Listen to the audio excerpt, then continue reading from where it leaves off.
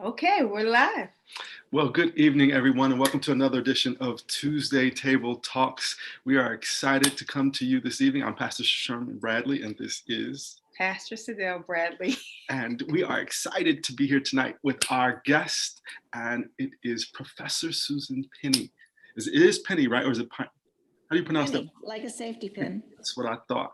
And so she is going to share with us some wonderful information about the challenges that we're facing right now in the heat of COVID-19.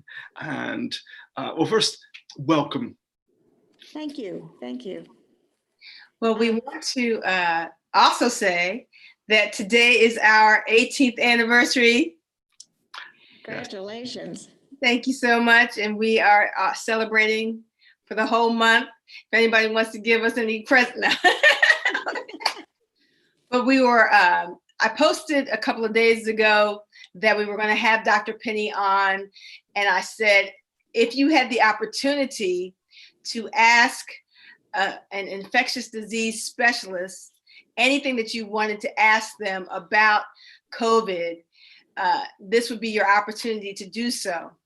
And we got a whole lot of response from a lot of people asking questions about COVID in their home, at their workplace, what they should do, all kinds of things. And so today I'm excited to be able to give people the opportunity to have their questions answered.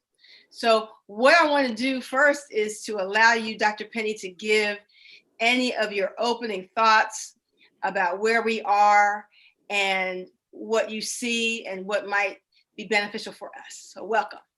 Well, thank you, Pastor Sadell. Let me tell you a little bit about myself first. I am an epidemiologist in the Department of Environmental and Public Health Sciences, which is in the College of Medicine at UC, and I've been there forever. So I certainly have great interest in COVID-19 and really hope that I can help you today to understand a little bit more about it, feel a little more empowered in making your decisions about what you want to do and how you want to handle the risk personally. But first, I want to tell you, Sadell, my daughter, we were talking about how your anniversary was yesterday on Monday. My daughter's birthday was on Sunday, and I just mentioned that we came to Cincinnati when she was 9 days old. And but she's much older now, and she and her husband also just had their anniversary a little bit while ago. And what she wanted for her birthday and their anniversary was a set of sheets. So that shows bed sheets. That shows that she's really maturing since she wanted bed sheets. So let me just say first, the virus is known as coronavirus. And I'm sure you've all seen pictures of that big round coronavirus with the protrusions that somebody thought looked like crowns. Now, I have to say, they don't quite look like crowns to me. But anyway, that's how it got its name, corona, coming from the word crown. And it is a virus. So viruses cause the flu. We get flu vaccination for. Viruses cause measles. And they're a little different than bacteria, which are in some ways a lot easier to treat. So bacteria cause, if you have pneumococcal pneumonia, that's a bacterial pneumonia. That's a very dangerous pneumonia to have. Bacteria cause lots of other diseases, but this is a viral disease. And somebody asked the question, how is it spread? We'll get to that in just a minute, but it is a virus. So how is it spread? So it's actually a respiratory disease. It's really spread by breathing and coughing and sneezing. So when you cough or sneeze, you spread droplets, but droplets are a little heavier, and so they tend to drop on the surfaces that are around you. When you breathe, you're shedding the virus itself. And so that's because it's much smaller particles, it tends to travel a lot further. So think of a, like a dandelion, and it's being very light and how far it can travel. So the virus naturally isn't as big as a dandelion, but the virus that you shed does travel a lot more than the droplets. So somebody asked, how do we know that 6 feet is enough? I'm looking for that question here. Well, I have the questions here, so I can kind of. Okay. Yeah. So somebody asked, how do we know that 6 feet is enough? Well, again, this is based on some research that has been done. They actually had chambers where they had particles with the same size and shape of the virus and had people actually breathe out those particles. And so they found in most cases, it didn't travel more than 6 feet with a mask on. And so that's the important part. The 6 feet is with a mask on. If you, so that was kind of the maximum it could travel with a mask on. Without a mask on, it can travel a lot further. And so that's one of the reasons it's so important to wear a mask.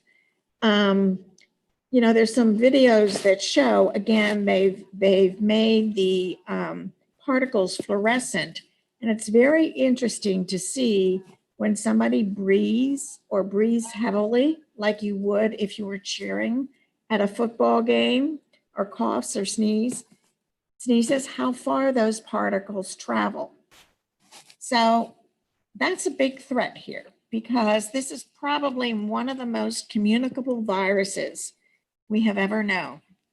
And that's how it's different than, the flu, SARS, other viruses that we've had to deal with. This one is so highly communicable. And it really has astounded everyone with how highly communicable it is. So if we have people that are walking around without masks, like I went to the gym to cancel my membership today. They had people coming into the gym with masks, but they didn't have them working out with masks. And so there's aerosol, there's sweat, there's all kinds of things people are touching. And if you don't have a mask, how far away do you have to be from people? 20 feet, 30 feet? How far? Well, if they're in a gym and they're breathing hard, I don't know exactly, but you have to be probably 20 feet. So, it's not just having a mask, it's also not having a mask, it's also how hard people are breathing. So when they're really breathing hard, I mean, that's one of the reasons why things like football games with all the cheering are so concerning, because not only do you have lots of people there, people are breathing hard and cheering. And things like church where people are singing. Yes. I would love to get back to in-person church. And as you know, I'm on a task force at Hyde Park to discuss when we can go back. And to me, the biggest concern is singing, really. Because I think that singing, even if people have masks, but if they sing, with enthusiasm, it does leak out, here in the corner of your mask. It's very difficult to deal with. It's very frustrating to deal with all of this, because we all want to get back to our normal lives. We want to get back to doing our routine activities. We want to get back to the fellowship that we had. That's so important for all of us. We want to get back to giving to others. I volunteer at Respite House. A group of us take meals down there, and I've really missed that. I mean, we still cook and drop all the food. But what I really missed was interacting with people. So first of all, we just want to reiterate again, for those of you just joining us, we are with with Professor Susan Pinney. Yes, I guess we might as well say both. Just call me Susan. We'll go over there. She's an epidemiologist and has been, in her words, at the University of Cincinnati forever. And so she has a long history of being in this field, and she's sharing with us information around the truths of dealing with COVID-19 versus some of the myths and misconceptions that are out there. And so the first one is that without a mask, it is much further than the 6 feet that we hear a lot about. 6 feet of distance of being away from potentially receiving it through the droplets is if you have a mask on. But if you don't have a mask on, depending upon how hard you're breathing, or if you're chanting, if you're singing, if you're yelling at a sporting event, it can go even further than 6 feet, sometimes as far as 20 feet, depending upon the atmosphere that you're in. Right, right. And I don't know how much we've heard the particulars that you've just described in just this alone. And so, as Sadell was saying, going into the gym, one of the things that I miss the most right now is not having an opportunity to go in regularly to that facility. That's a place that just feels like a breeding ground, because if you're doing anything worth anything, you're going to be breathing hard And sweating. and you're going to be sweating. And yes. touching things. And you're touching everything. So it's like, oh my goodness, how are we ever going to get to the point where we can see this plateau, which I believe I saw that it said it needs to be 2 weeks before you'll see a decline. And on the decline was when we were supposed to go into reducing social distancing before re-engaging. So Right. what's So happening? could you pull up those slides that I sent you? Can you share screen? David, David, can you pull them up for us? we'll drop that in shortly. So, okay, so to answer your question, you know, we all have to hope and pray that a vaccine, an effective vaccine, comes along.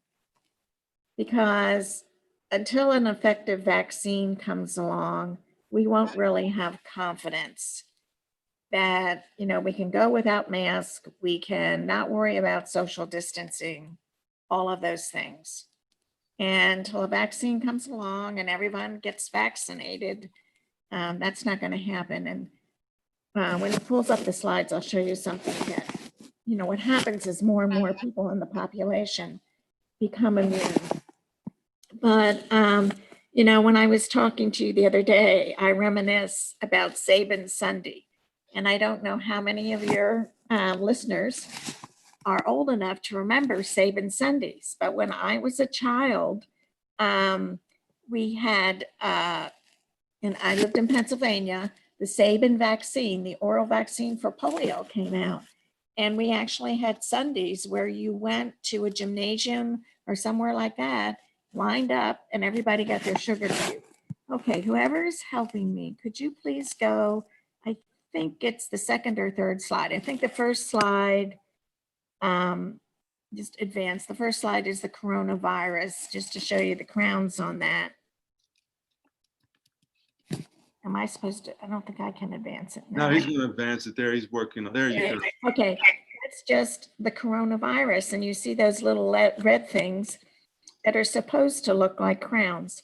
But if you go to the next slide, and that is showing the number of new cases in Ohio.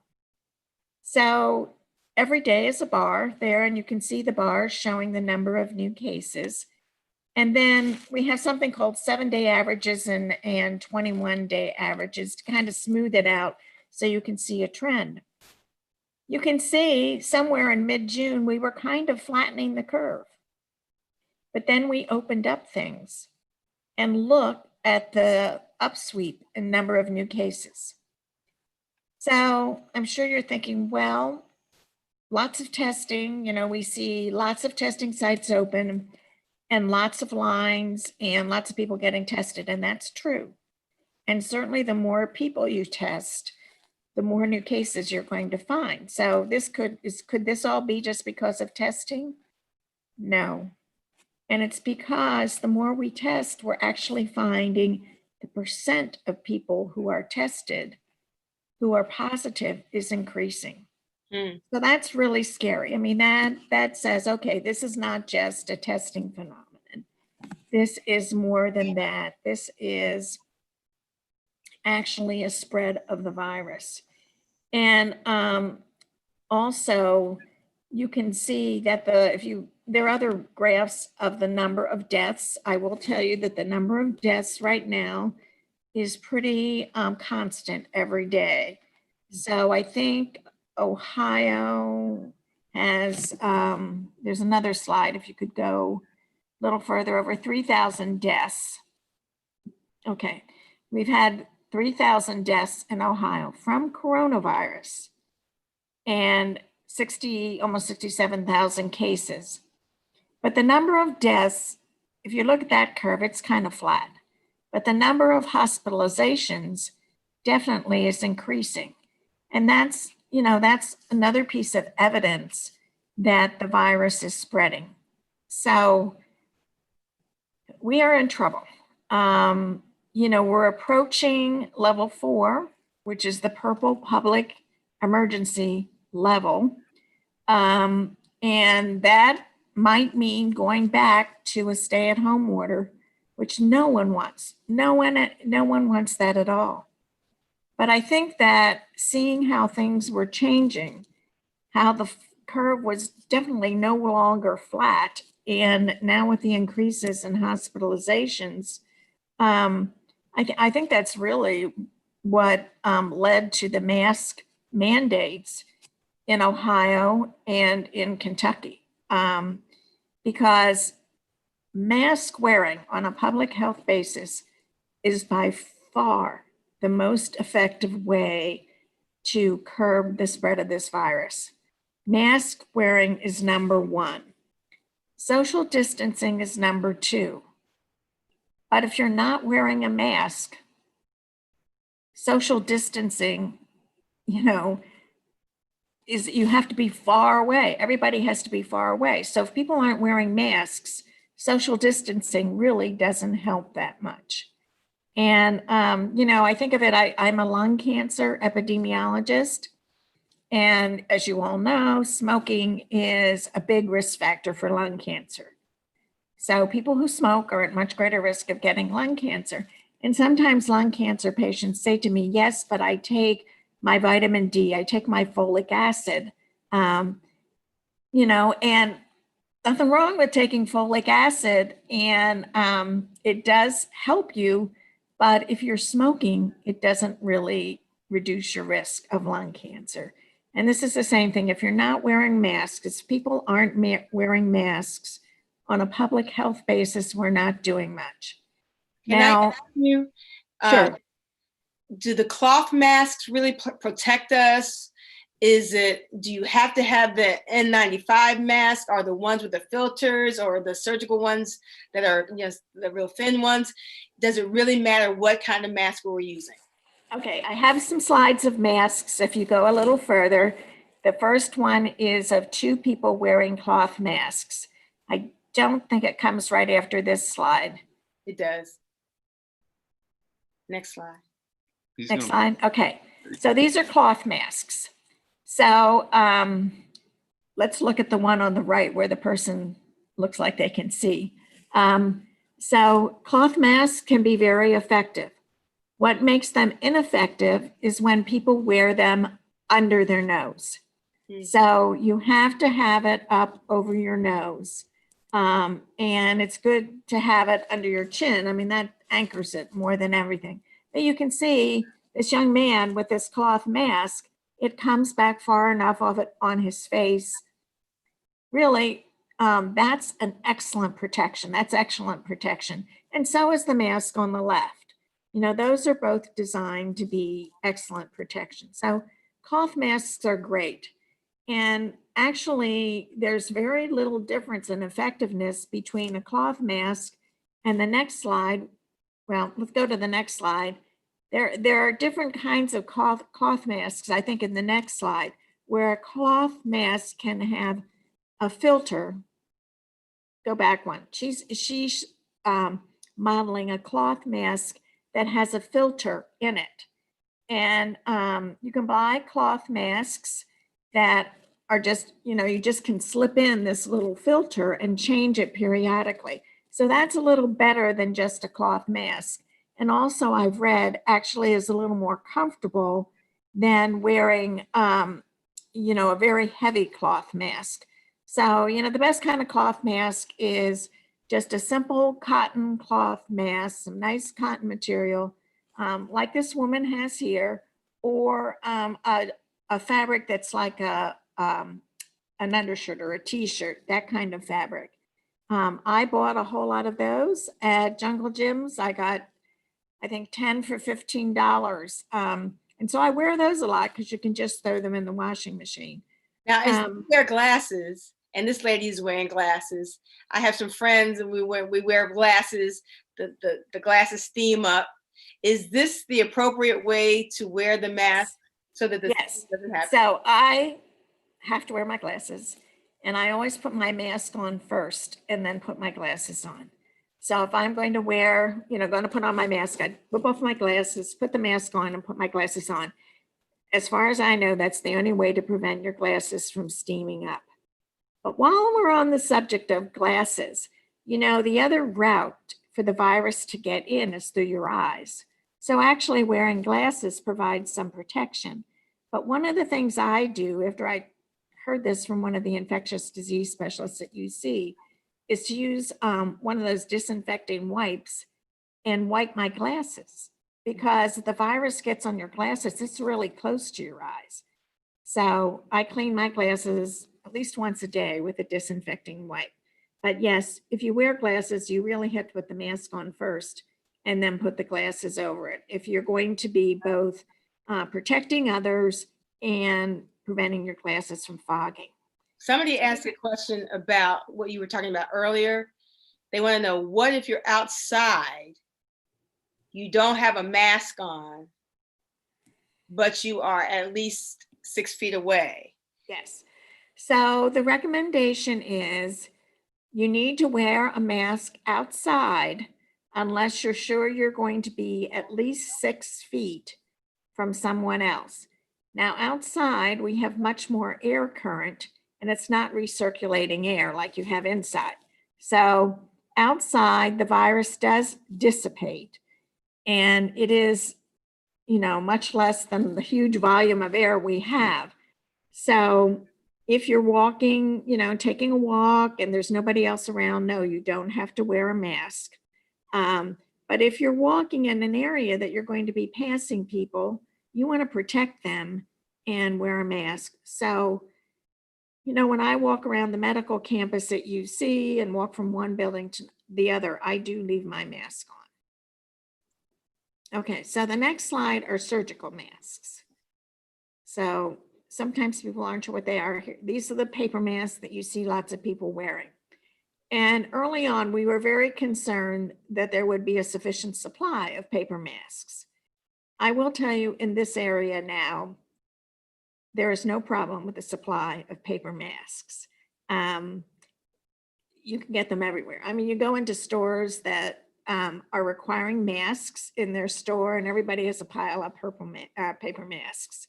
So you don't have to worry about that. The thing with a paper mask is you really should not wear it more than one day, especially in weather that we have in July, where you perspire, because it can become a breeding ground for bacteria, not the coronavirus, but for bacteria. And now they have a name for it. It's called maskne, like acne, but it's actually a facial condition like acne caused by wearing a mask. So you want to wear a mask. That's number one. For sure, you want to wear a mask.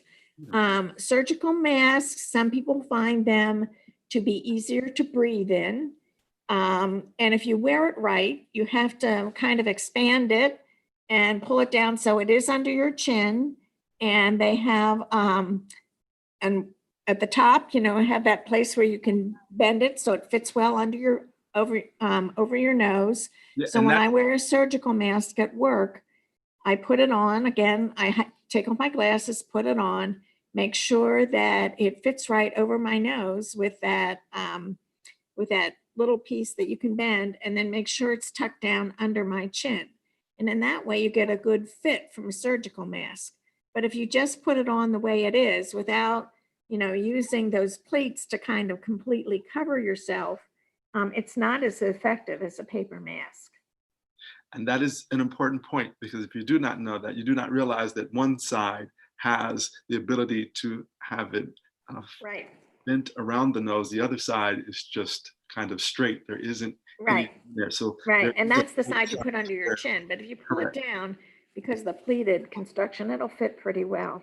Now, they used to say that people with beards putting their mask on was not effective because things could seep out because of the beard. Is that the case? Well, it's not as effective if you have a beard. Sorry, Pastor Sherman. But so, lots of people wear masks. People in construction wear masks. And, people who weld and are in dust wear masks. And we actually do something called respirator fit testing. Those workers wear the kind of mask on the next slide, the N95 mask, but they actually have to have fit testing done to see how much is leaking in and out through places where the mask doesn't fit their face tightly. And so one of the big concerns are beards. So, obviously you don't get as good a fit with a beard. So this is an N95 mask. And this is the kind of mask that we still want people to avoid using, because these are still in, I'm not going to say there's a huge shortage, but there's not a lot of reserve of them. And if we need a lot, there just isn't a lot of reserve. So there's no reason for people in the general public really to be going for this kind of mask. They can actually get pretty expensive. I think the best option is to get some cloth masks and just launder them. Don't wear it for more than a day without being laundered. And there's no special laundering. Just put it in with your regular laundry, or if you want to, you can rinse it out at night. But that's the story on masks.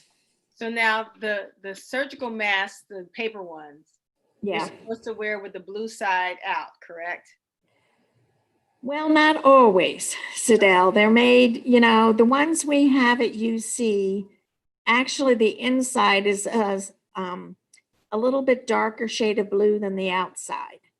So it really has to do with how it's pleated. If somebody could go back to that slide. Okay, so here you can see how it's pleated. This is the outside. And if you do any sewing, you can see it's pleated, so it's pleated on the outside. If you look on the other side, that's not the side with these nice pleats. Right. Correct. And but it's, if you wear it on the wrong side, it's not a horrible error. Other than if you meet someone who wears a lot of surgical masks, they'll know you're wearing it on the wrong side. But, it's effective wearing it on the wrong side. So we had a question here. Is the virus airborne to the point that if you're driving with the windows down, do you need to wear a mask? No. So one of the things, the virus, we have huge volumes of air around us. And the virus, what we call diffuses into the air very, very quickly. The concentration in the air becomes dilute very quickly. And then if you're driving, you have air movement around you too. So no, you don't have to wear a mask if you're driving with the window down. That's just not necessary. So there's been a couple of questions around temperature and thermometers, and that you can actually have and be asymptomatic and not show a fever. And so what does that mean to trying to protect people if all they're going to do is use a thermometer? First I would say the thermometer certainly can't be the only protection measure. So some people, develop a more intensive disease than others, and they have a high fever and terrible chills, and usually have a bad cough. And those are the people that tend to get respiratory symptoms, usually. There's no absolute here, but so taking a temperature lets you identify someone who probably has the disease that you don't want coming into your building. Mm-hmm. but they could have a high temperature from something else. But you know, you have a legitimate reason to say, don't come into this building. You very well may be sick with COVID-19. But you've brought up a very good point, because there are people who are shedding the virus who are not symptomatic. And we put them in two categories. One is pre-symptomatic. So there may be 3, 4, 5 days after you've been exposed to the virus, have it in your respiratory passage in your nose and your throat and such, but are not yet clinically ill. You don't have a fever, you don't have a cough, you don't have the headache. And so that's pre-symptomatic. Actually, your ability to spread it to someone else is greatest during that period when you're pre-symptomatic. Wow. Mhm. That's when you have the most virus, you know, coming out of you and spreading. Wow. Some people are asymptomatic and never get clinical symptoms. And the usual example are kids. Kids just don't get as sick from coronavirus or from COVID-19, and often they remain asymptomatic the whole time. And so do some adults. So a big question, which I don't think we've answered adequately, are people who are asymptomatic, are they as likely to cause somebody else to be infected with the virus as someone who is pre-symptomatic or symptomatic? Hmm. And we don't know. You know, is there something different about the virus in these two people? Or is the difference in how people can fight the virus? So are they different viruses? You know, are they slightly different viruses? Some people are symptomatic or not, or is it in our constitution, or whatever you would want to call it, that the health we have, our baseline health that helps us to fight the virus? Is there a time frame for when we might be able to have those kinds of answers? Well, wouldn't want to give you a definitive answer to that. I Agreed. have to say, you know, Versus it's just going to always be that way. Are we? no, it's not capable- always going to be that way. But, Okay. you know, when we started with this, I mean, literally, we knew nothing. We knew nothing. And we still don't know a lot. You know, there still aren't a lot of research data to work with. We're trying to do modeling based on other diseases, and COVID-19 is different than other diseases. But at what point will we know? I think gradually we'll know more and more. So now Hopefully, we talked about like the span of the time for generally for an infectious disease to be discovered, to be understood, to have vaccine is usually probably like 18 months to a couple of years. Isn't that correct? no. No. Think of AIDS, HIV and AIDS. Okay. We still don't have a vaccine. All right. Well, Wow. Okay. And, you know, I would say it was a good 5 years mm, before we really understood how AIDS developed in Africa, how it spread here, actually how it caused those different types of white cells to change and diminish the capacity to be able to fight infection. so they lied to us, telling us 18 months is when we're going to have a vaccine. Okay. Well, what's different this time is I have never seen such a all out, you know, rush to get to a vaccine, Okay. and people working around the clock in labs to develop a vaccine. Because when you develop a vaccine, I mean, there are certain steps you have to go through and repeat so many times.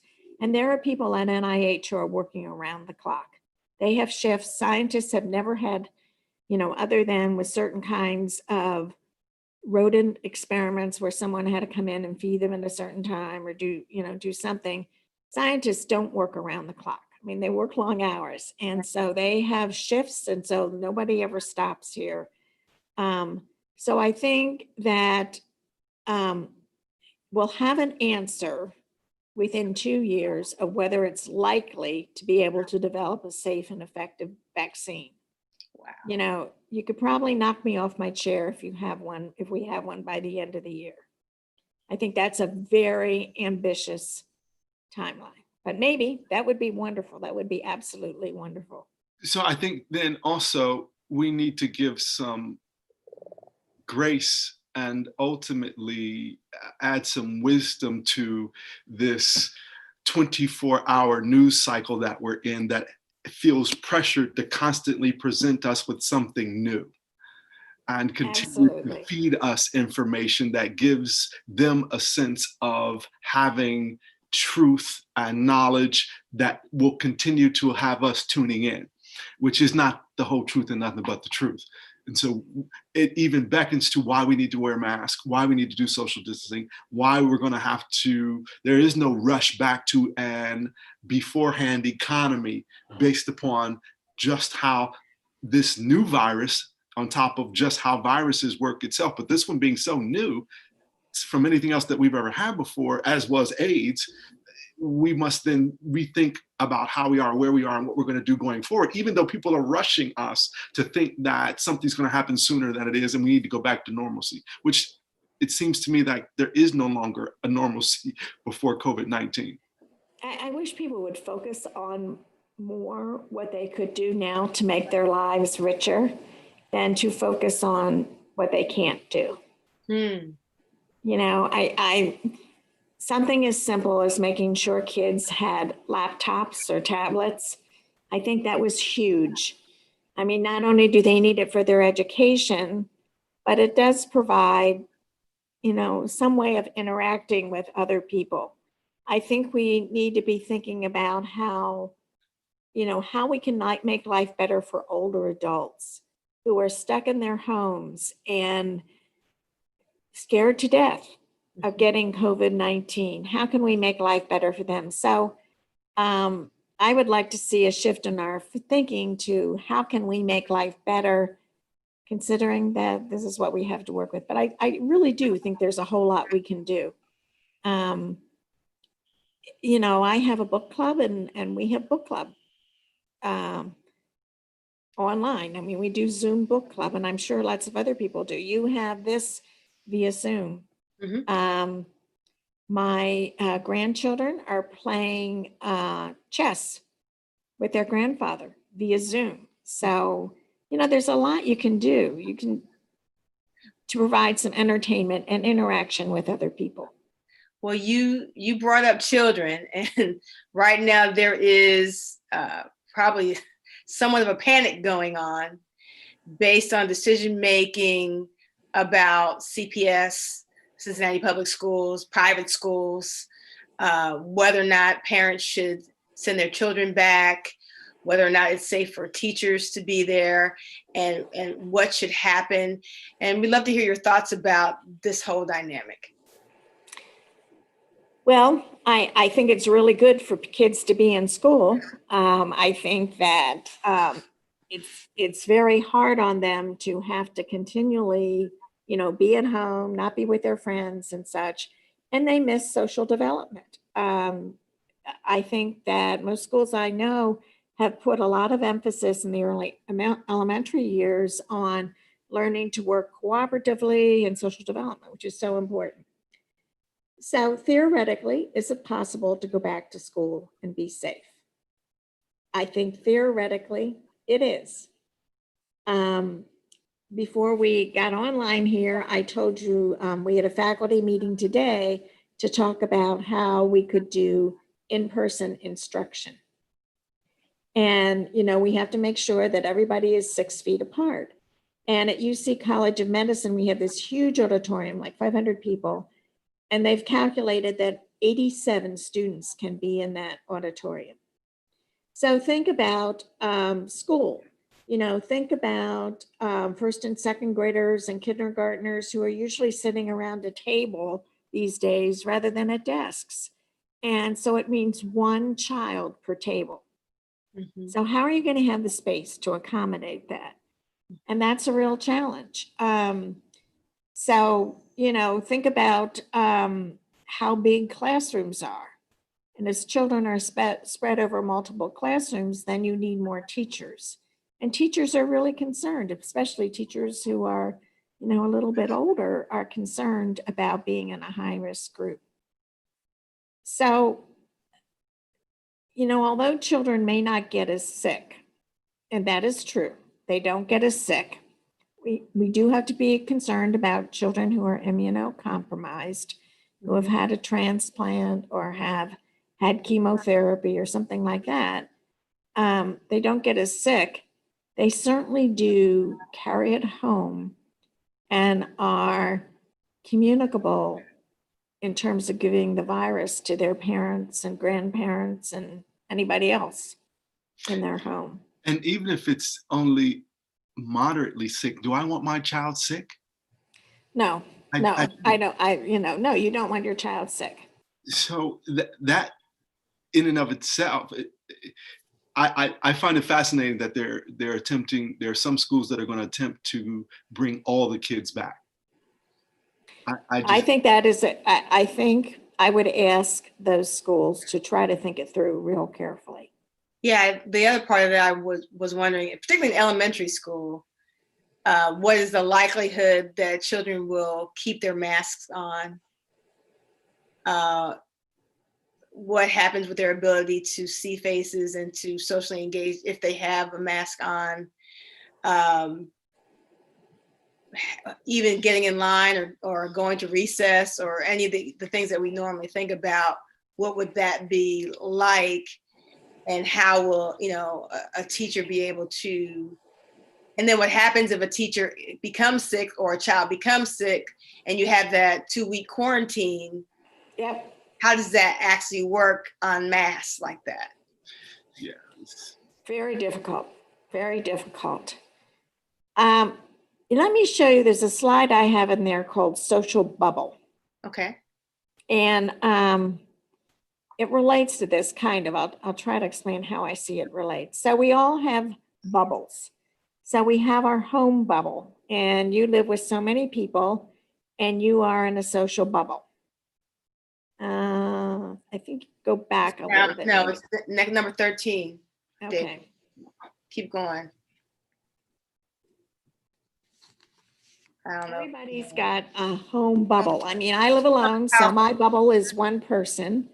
If you live in a household where there are 4 people, that's your 4-person bubble. And at work, I have a social bubble. There are 8 people in my research team, so I have a social bubble there. And we're now spending half of the time, 50% of our time at UC in the lab. So there are 8 of us who have our little social bubble in the lab. Okay. Well, we can just go on if we can't get to that slide. It was number 13. Yeah, 13.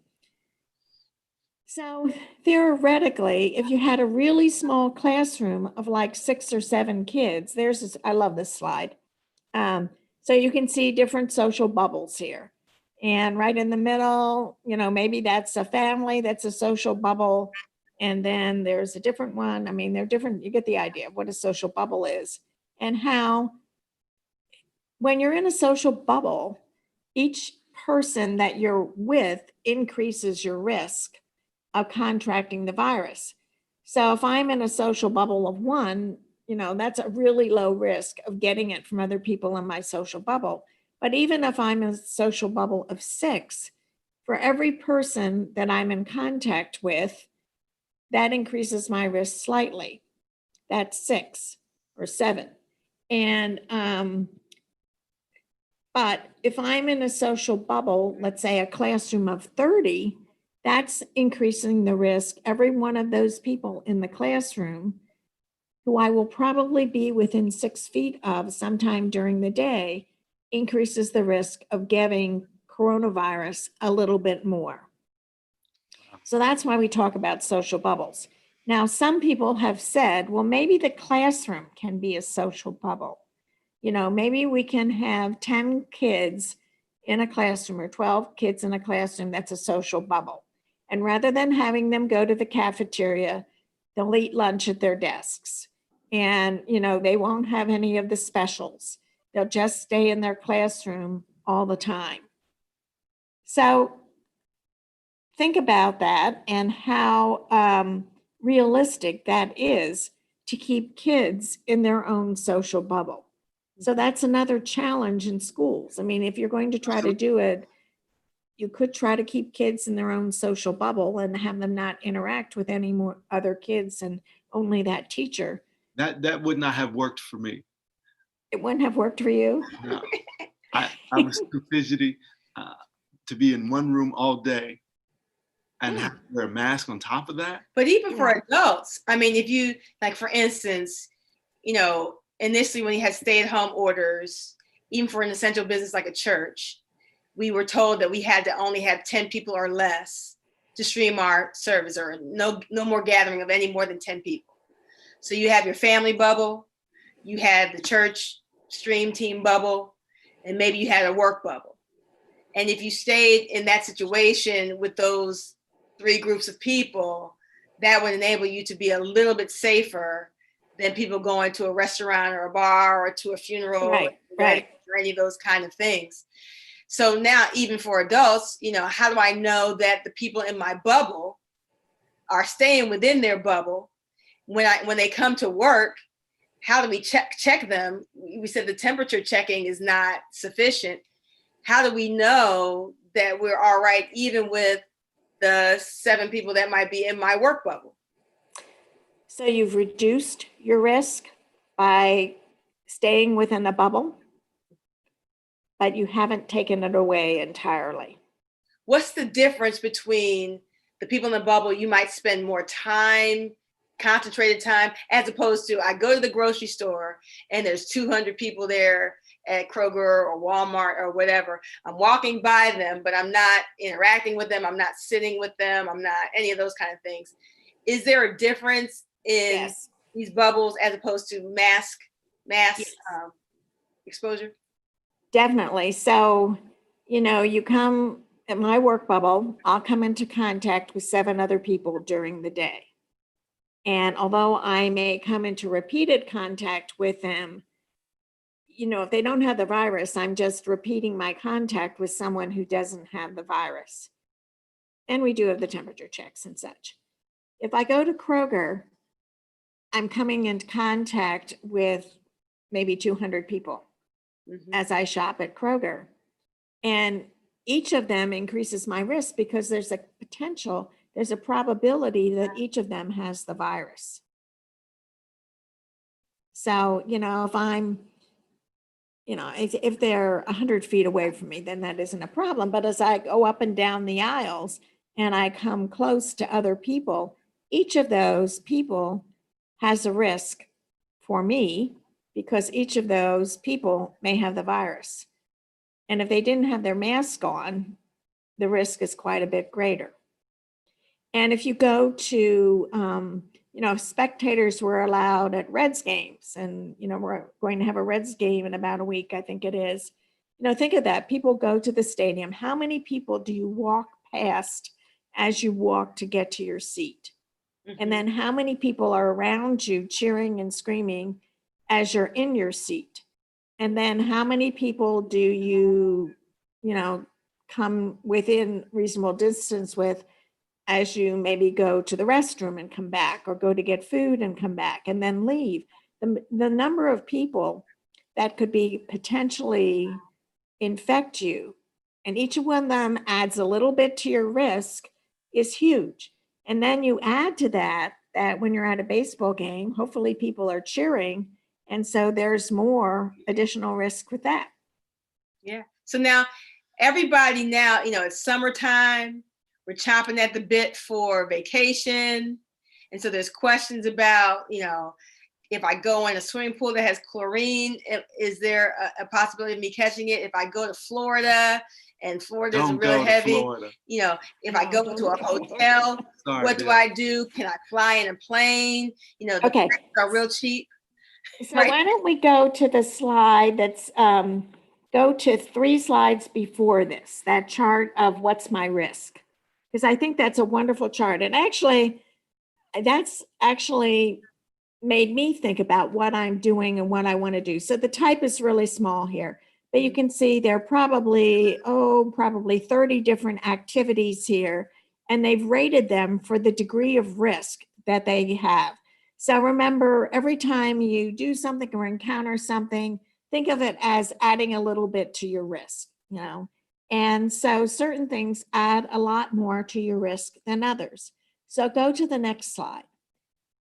So there's certain things that are really add very little risk. The lowest risk on this list is opening the mail, because we know Okay. how long it takes for the mail to get to our homes. And so, no, really, opening the mail is very low risk. And something else I want to mention, I mean, we do a lot of sanitizing, but I heard an infectious disease physician say that, you know, think about this. If the coronavirus is on the surface, if it's on a tabletop surface or somewhere else, it actually would have to jump up and get in your nose or mouth or eye to actually infect you. So coronavirus is not going to jump up. The likelihood of that happening is very, very small. You know, the way we get it is by inhaling air that has the virus in it. So get back to opening the mail. Even, you know, if the mail would happen to have a coronavirus on it, it's the likelihood that it's going to jump into your nose or mouth or eye is very, very small. And then other activities. This group actually did research and talked to people about activities they had done in the 2 weeks before they got COVID-19, and also people who hadn't gotten COVID-19 in the same time period. And that's how they come up with these risk assignments. So other really low risk activities are getting restaurant takeout, pumping gasoline, playing tennis. Even though, you know, you breathe hard and playing tennis, you're there at one end of the court and the other person's at the other end of the court. Going camping. And then next is grocery shopping, going for a walk, run, or bike ride with others, playing golf. And then you talked about travel. Level number 4, the first one is staying at a hotel for 2 nights or sitting in a doctor's waiting room. So you can see we're looking at activities that increase in risk for various reasons. I mean, a library or a museum, you may come in contact with other people. The same in the doctor's office. When you stay at a hotel for 2 nights, you've gone outside your bubble and you're coming into contact with other people. So if you could take me to the next slide. So while that slide's popping up, there was a question asked about gloves. But what you've mentioned about surfaces and the fact that it's not popping off the surfaces into your mouth or your nose or your eyes, that's less likely an issue. But how beneficial, because some place, I've even seen people in Kroger's wearing gloves. How beneficial are gloves? Most research has shown that they really aren't that beneficial. Okay. So the way you would get coronavirus off a surface is to touch the surface and then touch your face so that, you know, gets in your nose or gets in your mouth. Okay. A glove actually won't prevent that from happening, because let's say your shopping cart, you know, that handle has coronavirus on it, and you touch it with your gloves, and then you touch your face in the same way, it's going to get on your face. Another good reason to have a mask on, to keep you from touching your face. Yes, a mask also reminds you not to touch your face. Mm-hmm. So the gloves, as far as we know, aren't that helpful. Now, if you rub your eyes or your nose with your hand after you've touched a surface with the virus, it's the same as putting it in your mouth, correct? Yeah, that is true. Is it true that your oxygen saturation drops a week or a few days before actually getting a full-blown COVID case? And should we then be using oximeters along with temperature scans? Well, I don't think a week. It would be several days. Okay. You know, it wouldn't be as long as a week. It drops when people just begin to have respiratory symptoms and not, you know, symptoms that they don't think of they think of them as no big thing. But it does start to drop because of the way this affects your lungs. Actually, the medical center considered getting oximeters for every entrance to test people, and they decided against it because it doesn't really happen in everyone, probably less than a high temperature. And, it's just not a real effective screening device. If you're in the hospital, and they need to know what your oxygen level, or you have overt symptoms, you're really symptomatic, then it's important to use an oximeter to make sure you're not getting in big trouble in terms of your oxygen level. So now we're going back to the high level risk categories. So hair salon or barber shop, Ouch. eating inside a restaurant, attending a wedding or a funeral. All of these bring you into contact with a lot of people. Traveling by plane, playing basketball, playing football, that has to do with not just the people, but the exertion. And you can get down the list. Eating at a buffet, working out in a gym is at level 8 of 9. Going to a movie theater, because you're so many people there, attending a large music concert. So you can read these, and you have the file. So can you send it out to people who might want to actually have this? Yes, and we can just post it on our page. Yes. Yeah, I think this is a really informative file. It is very informative. So somebody had asked about herd immunity, and if you go 2 more, there's a nice little illustration about herd immunity.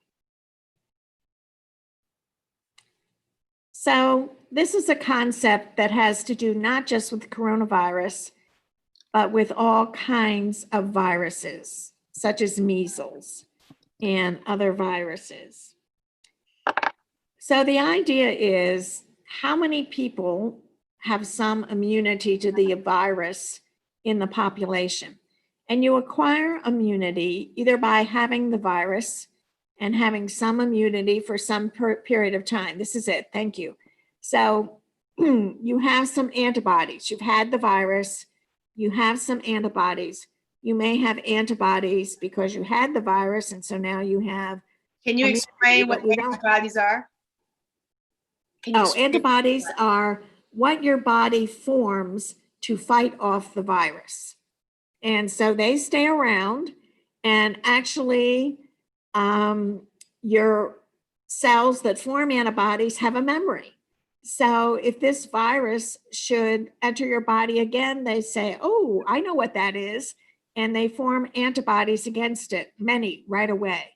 So, but people who have had the virus have residual antibodies. And so they're ready to go to fight it again. And then there are other people who have had a vaccine. Now, a vaccine is usually dead virus, but it tricks the body into thinking it's alive. And so the body becomes primed to fight the virus with antibodies. So healthy people with antibodies, you see on the far left, you have light blue people who are healthy and have no antibodies. And then in the middle, you have people who are healthy with antibodies. And then on the right, you have people who are contagious. So the people on the right who are contagious harbor or carry the coronavirus. So when you go to be tested with that nasal test, they're checking to see if you're contagious. Okay. If you should get the serum antibody test, they're checking to see if you've had it in the past, and your blood has antibodies. Your blood is, carrying around antibodies that are making you immune. And then if you're healthy with no antibodies, you have nothing. So if you look right below that in the slide, there we have a group of people, and we have one person there at the bottom of the group who's contagious. And there's another person in the middle of the group who's contagious. And then there are a couple healthy people who have antibodies, because probably they've had the virus in the past. Well, you can see all those other people who are just sitting there ripe to get the virus. And when you have a highly, highly communicable virus like coronavirus, it spreads and lots of people get affected. But at the bottom of the slide is a group of people where most people have antibodies or most people have been vaccinated. We still have the one person there at the bottom of the slide who's contagious, but for her contagion to spread to other people, it has to get beyond lots of people till it, finds someone who is healthy with no antibodies. And so in that way, it spreads much less rapidly. You can see only one other person becomes infected. And that's what's called herd immunity, because so many in the herd are already immune. It really prevents spread of the virus. So the question the theory is for everybody that's infected, they infect 2 other people, and those people infect 2 other people. In fact, with coronavirus, the estimate is every person infects 2.5 people on average. So here's the question. Can you get coronavirus more than once and spread it? I mean, is herd immunity really in play at all? Do we know? Well, the answer to that question is we really don't know for sure. Based on what we know from other viruses, we think people should develop a natural immunity that would last for some time. Now, I saw a report today that said some study suggests only for a few months. Usually, an immunity lasts for a couple of years to a specific virus, but we don't know. This virus is not like the flu virus. You know how you have to get a flu shot every year? That's because flu viruses mutate. They're different viruses. They kind of peter out after a year, and then there's a whole new batch. Coronavirus has not shown that it's likely to mutate. So far, there's been... Mutate, what does that mean? Mutate means it changes, and it changes so much. It's a different virus. The genetic makeup of it changes. It becomes a different virus, and therefore it's so different that the antibodies you had to the original virus don't recognize it, and so you have no immunity. So now you have a new virus, and so so far we haven't seen a lot of evidence of coronavirus mutating. That's a very good thing. But how long, are these antibodies that form to coronavirus, are they like the antibodies that come from measles, for example, or chickenpox? I mean, are they going to hang around for a really long time and provide you with immunity? And that we don't know, how long they will provide you with immunity. Will immune compromised people develop antibodies in the same way as people who would be healthy? Is it harder for them if they have low white blood cells or any of that kind of thing? It's much harder for them.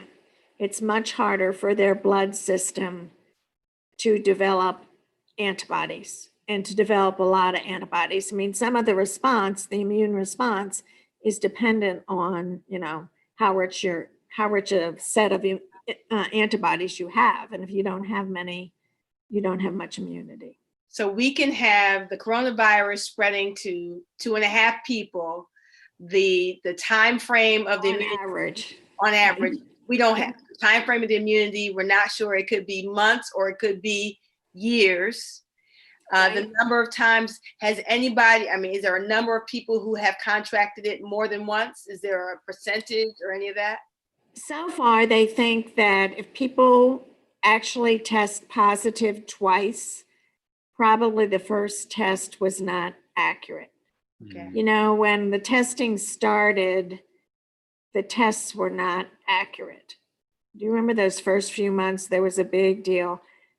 So there's not a lot of evidence that people actually developed coronavirus twice. Mm-hmm. And there was a question about having the flu in the fall, So actually there is a test for the flu. I was diagnosed with influenza A and B earlier this year. Could that have been coronavirus? So if someone actually did an influenza test on you and said, yes, you had influenza A and B, then no, that could not have been coronavirus. Excuse me. If they didn't test it and presumed it was influenza, it could have been coronavirus. Actually, I think coronavirus was in this country unrecognized in December and maybe even November. Mm-hmm. So now here we are, and we've been told, we were trying to flatten the curve. Now it seems like there's no curve, it's just escalation. We were told that there's a possibility of a second wave in the fall, or a third wave of this that might even be more contagious than the first. Is it likely that the vast majority of people, whether they're asymptomatic or not, of the country, the way that we're going right now, are going to at some point have coronavirus? If we never find a vaccine, it's an effective vaccine, it's likely that we'll all end up having had it at some point. We hope to find a vaccine before that happens, long before that happens. Again, the rest of your question I can't really answer because we don't really know. To get back to the school situation and kids going back to school, we have very little data. I mean, we haven't had kids in school. We took them out of school. Right. So we really don't know what happens when kids go back to the classroom. But we do know. It could possibly be that for some reason they can go back to the classroom. Remember, they don't get sick, and maybe somehow or other they don't carry it home. I mean, probably not, but we don't know that for sure. So now we're looking at other countries around the world who seem to have handled this a little bit better than us. I'm just saying it that way because that's the way I'm saying it. And it looks like, they're, mask wearing. And we talked about how, in a place like China, the government is different and there are, constraints on the people where they have to do what the government is saying, whereas we have, our liberties. But they're mask wearing, and then they're tracing. Can you talk about tracing a little bit? Right, sure. Before you answer that, though, what about New York rather than someplace? Well, New York, changes. New York is different than Cincinnati in that its population is much denser. Mm-hmm. So when you have a much denser population, certainly the risk of communicating from one person to another is much greater. If you're in an office building in New York, everybody's really close together. If you're in an office building in Cincinnati, most likely you are not as close. Mm-hmm. I think to get back to the countries in Europe, if you look at it, the countries that had enforced stay-at-home orders. Some countries you had to have a piece of paper to even go out and get your groceries, are the ones that really were able to be successful in containing the virus. I mean, they still have some virus. There's nowhere that I know of that has 0 new cases. Mm-hmm. Maybe a tiny region, but there's no country. So, everyone still has some risk, but not like what we're looking at, right? And so, yeah. So it's more than likely that in the next couple of months, if things keep going the way that we are now, that we will have another stay-at-home order for at least Ohio, if not the whole country. Well, I think places like Florida, if they have any sense at all, are looking at a stay-at-home order coming real quickly. It'll all depend on what people in Ohio do, whether they take these messages seriously and will believe what public health officials are saying about the spread and the number of hospitalizations and such, or whether people in Ohio, think that this isn't going to happen to me. Mm-hmm. Just like driving much over the speed limit. You know, I'm never going to get in an accident. It's Yeah. diving into a pool that's too shallow. Most people that have things like that happen to them think it's just not going to happen to me. Mm. And let me comment on one other thing quickly, because I think we're coming to the end of our hour, right? Well, we're going to do 90 minutes. So we're coming. I can talk forever. Okay.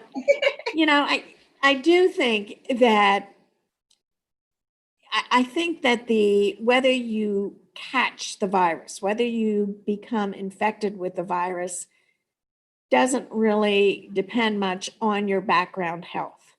Okay. You know, if it depends more on your practices. So if you wear a mask, if you think about making sure that you're not in crowds, all those things, you can reduce your risk of catching the virus. But, you know, eating your fruits and vegetables and doing other things like that isn't going to change your risk of catching the virus.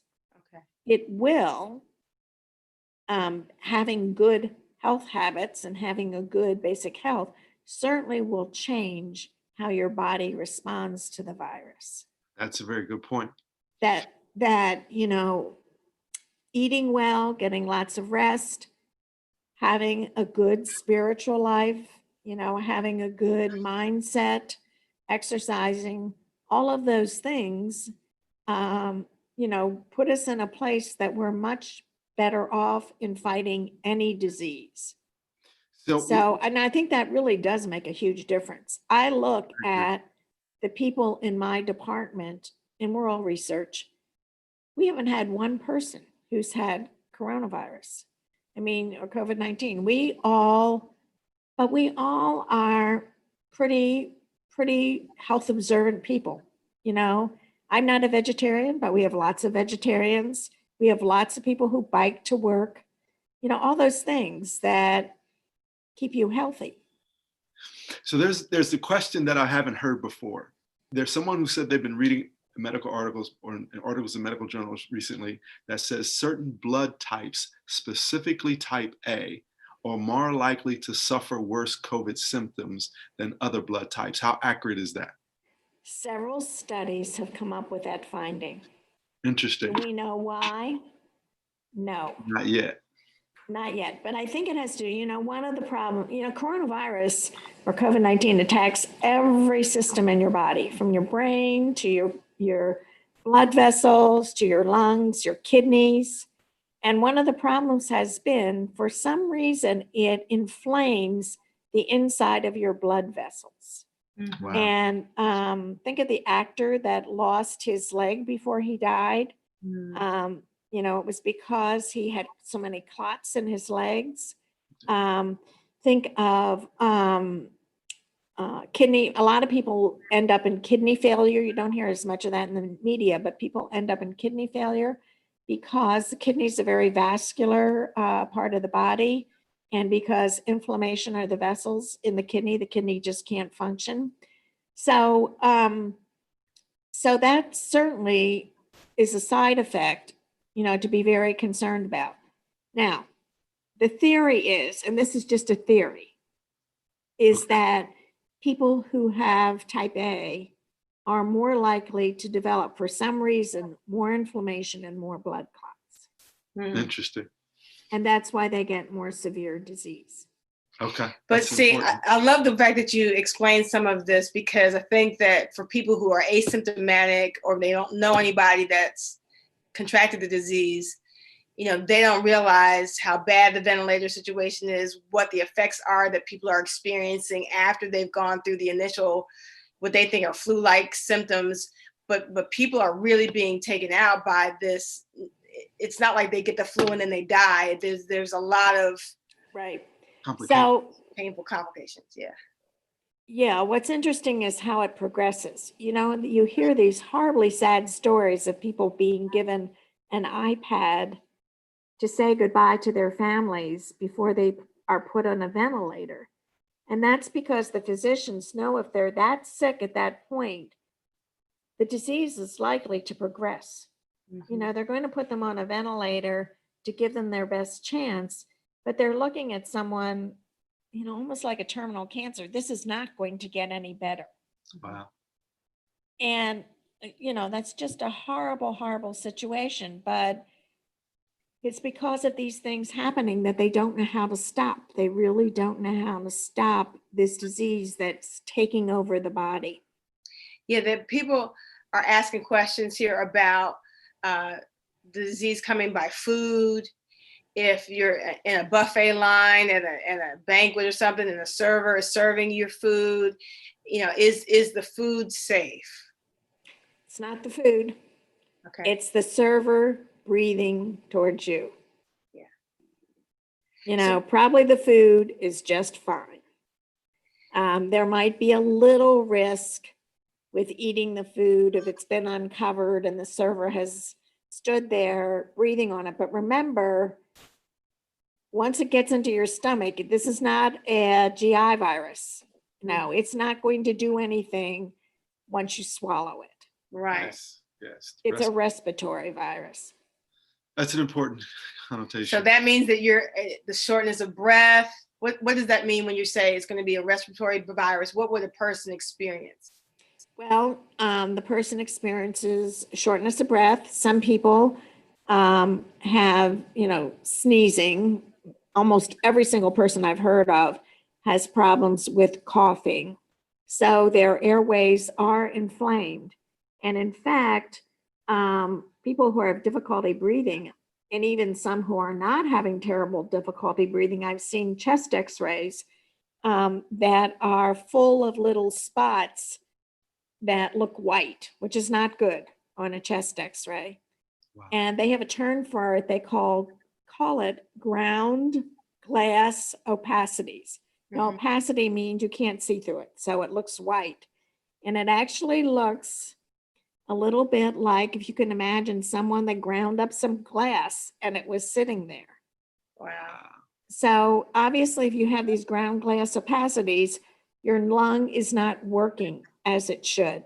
And one of the things they're really concerned about is, do these ever go away entirely? Does lung function ever come back 100%? And they don't know. So now, given all of this, we want to do our last segment before we do the closing on testing. We want to hear what you have to say about the tests that are currently happening. How often should we get tested? Why is the test going through your nose as opposed to a swab on the cheek? Can you give us some information about the testing and how beneficial? Sure. So the testing is to see if the virus is in your airway. So that's what they're doing when they put that swab in your nose, and it's not comfortable. So I've had the testing done. It's no fun at all. So what's the purpose of the testing? Well, the purpose is twofold. So first, on a public health basis, testing helps us know how many people are out there that have the virus at a certain point in time on a certain day. And helps us kind of a little bit figure out, if we believe that everybody who has the virus develops some kind of immunity, where we are in terms of the population developing herd immunity. And by the way, let me tell you, we're nowhere close. So, that's not going to be the saving grace here, herd immunity. But the other reason for testing is if someone tests positive, you want them to quarantine so they don't make other people sick. And quarantine has been a very old public health practice. So you want them to quarantine. Now, the problem is you also want to trace other people that they have been in enough contact with, so they will too quarantine. Oh boy. So they won't infect others. Now just think about this. This is a huge challenge, and we talk about quarantining, but I'll tell you right now about tracing. I'll tell you right now that we are not doing a very good job with tracing. And I haven't looked at statistics recently, but I knew at one point it was just about 50%. The health department tries to do tracing, And I will tell you, they've hired lots of people, including students, our students, to do tracing. And so, I tested positive. So they call me and they ask me to remember people I have been in contact with. Or they even may ask a restaurant if they've kept names of who has eaten there on a certain day or who's been there for a certain meeting. So then they try to contact these people, and what they do is they leave a message and they say, please contact us. We need to speak to you. Because of HIPAA, we can't put an envelope on their door that says your friend, Mary Brown, tested positive to coronavirus. And so we need to talk to you because you need to self-quarantine for a week. So we can't leave a message on the phone and say, your friend, the same message. We can't do that. So they have to call back. And less than 50 or about 50%, only about 50% of people ever called back. Okay, so you call back and I tell you, you were with this person, they have coronavirus, you need to self-quarantine for 7 days. Okay, that means staying in your house and not going out at all.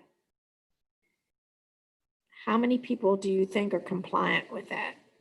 Not nearly enough. Right. No. So that's the problem with tracing.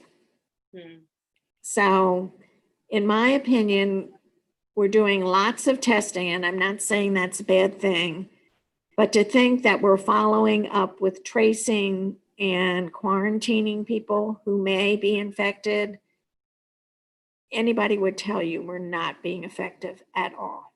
With that in mind, how often, so we were talking about earlier, so a person that's asymptomatic, you were saying they probably shouldn't go try to get a test until they have a symptom. Well, this is really my personal opinion. Okay. I'm not sure what we're accomplishing when people just voluntarily go for a test. They don't have any symptoms. They're not having any medical procedure, upcoming type of thing. I don't know what we're accomplishing other than contributing to some population statistics. Because if you test negative today, 3 or 4 days from now, you could test positive. So it's no assurance that you're good to go. They test people before they have certain, diagnostic procedures in the hospital or certain things to make sure that 2 days from now, when they're actually having their procedure, they're not infectious at that point. But 3 days later, they could be infectious. 2 days later, they could be infectious. So personally, I'm not sure how much we're accomplishing by having people just go voluntary to be tested without any symptoms. Because when symptomatic people go to be tested, even now, and are found to have coronavirus, we're having a great bit of difficulty in tracing. The question, when the Q-tip is inserted through your nostril, there is some kind of agent on the end of the Q-tip? No. No? It's just a very long Q-tip. Okay. And so they pick up the virus with a cotton swab on the end of the Q-tip. And if you've ever had the testing, you'll see they put it in a test tube. Okay. And what's in the test tube is what they call an agar, which is like a jello, almost like a jello. And so it's a medium so the coronavirus can grow in there. And then when they get to the lab, they actually use the agar to measure the presence of coronavirus in the agar. Okay. So now we're getting ready to get to closing, but what's the process for developing the vaccine? Who do they test these vaccines on? And how do we know that it's safe? The process for developing a vaccine is actually growing the virus and then trying different methods to kill it, but not kill it so badly that the body won't recognize it and produce antibodies against it. And that's basically what it is. And I've made it sound very simple, but it is not. Right. No, it takes a whole lot of different tries and different steps. And it's not that they zap it and immediately kill it. I mean, it's a process to gradually get to the point. What you left are dead viruses, but still not so destroyed. They still look like live viruses. So then when they get to that point, they first try it on what we call animal models, otherwise known as mice. And so, they're working in test tubes or plates. You've seen those plates where they grow things first, but then they get to the point they try it with mice and they give the vaccine to mice and then they infect the mice with coronavirus and see what happens. So after they do a lot of that, then you go to the first human trials.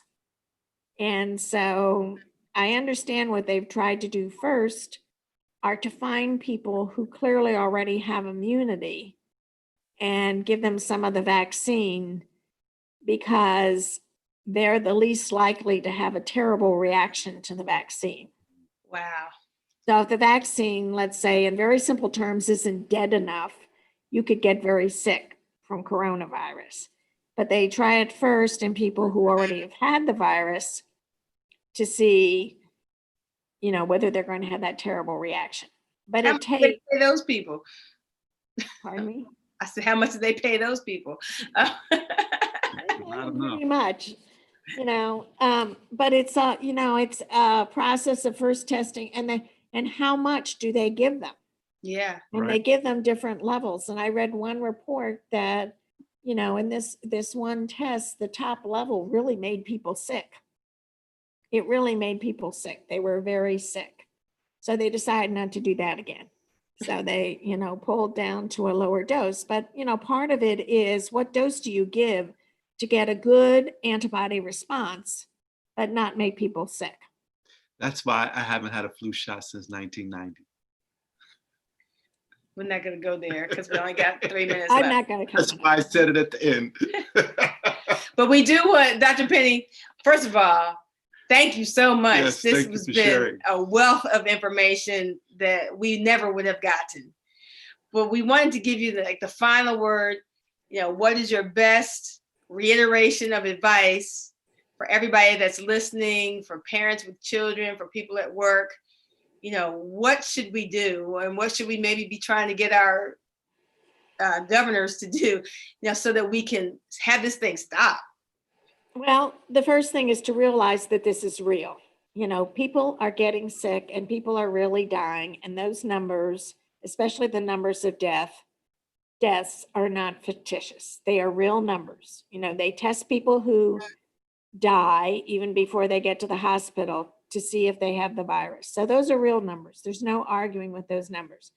And 3,000 in the state of Ohio is a lot of people. So we shouldn't be arguing with that. I'm not sure where we are in the United States. I think it's more than 130,000. So that's a lot of people. And originally when we were talking about this, we were talking about, the flu causes 40,000 deaths a year.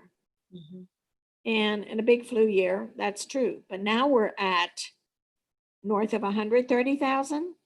So, this is serious. And we're having young people, now more young people are dying. The second thing is I hope people believe that public health officials aren't into making life miserable for people. Right. And so when they say, wear a mask, I think we know with great confidence that definitely can prevent the spread and definitely prevents people from spreading it to others. And the reason it's so important is you don't know you're sick. You are harboring the virus. You're carrying the virus for probably 3 or 4 days before you have any symptoms, and you're spreading it to others. So it's really, really important to wear a mask. I think when you go beyond that, social distancing is important for the same reasons. And I definitely think about social distancing, especially when I'm outside my bubble. But even when I meet one-on-one with my research staff, we sit 6 feet apart. You know, it feels kind of weird, but we sit 6 feet apart with our masks on. Because that's what we need to do, 6 feet apart with our masks on. And I think everyone has to make decisions. I mean, you have to maintain good mental health.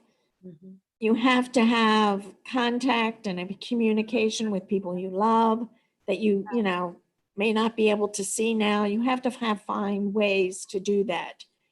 So that is very important. And I think that would be my third piece of advice, to just, you have to make an extra effort now to be with people.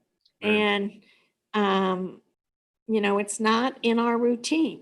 It's not in my routine to tune in on my computer to church every Sundays. I mean, but I'm doing it. I mean, it has become my routine, but it still feels odd.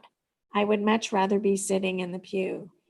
But I think we just have to do the best we can. And those would be my pieces of advice. Well, wonderful. We thank you for all of your information and advice and sharing with us and taking time out of your evening. We are deeply— It's definitely been my pleasure. This is fun because I feel like I've done something. You have. So welcome. I mean, thank you all again for another edition of Tuesday Table Talks. You can join us again tomorrow night at 7 o'clock here on the Warehouse Church OTR, and Sunday at 10 a.m. on the Warehouse Church OTR. We hope to see you again soon. Thank you. God bless you. Thank you, everybody, for your great questions. Yes.